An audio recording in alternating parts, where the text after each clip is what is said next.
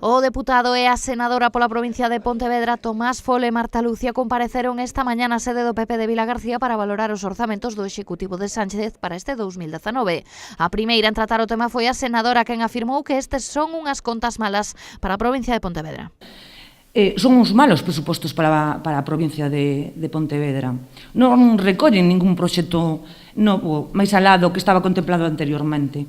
Ademais, criticou a diminución de orzamento para a Praza de Abastos de Cambados. E no caso, por exemplo, da Praza de Abastos de Cambados tamén é significativo. E me gustaría saber que opina neste caso tamén a alcaldesa de Cambados, non? Porque o goberno do PP tiña plantexado para o 2019 a inversión de máis de 1 millón de euros. Os presupostos do señor Sánchez neste ano contemplan 200.000 euros. Entonces, nós o que nos preguntamos realmente é onde están os socialistas do Salnés?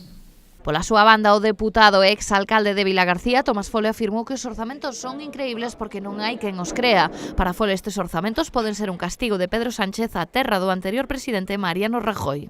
Porque, al fin y al cabo, que vamos a sospechar que Galicia está castigada, como decía ayer nuestra compañera Pilar Rojo, porque es el bastión y es el feudo del Partido Popular y ejemplo de gestión en todas las comunidades autónomas, porque así lo estamos viendo en Madrid en cada comisión que hay, nos ponen como ejemplo de gestión. ¿O es que Pontevedra está castigada porque es la provincia del anterior presidente del partido y el anterior presidente del gobierno? Vamos a sospechar que efectivamente al final es una venganza encubierta contra el Partido Popular y está utilizando los presupuestos de toda España para posicionarse él y perjudicar al Partido Popular. Creemos que no, pero tenemos que ponerlo de manifiesto.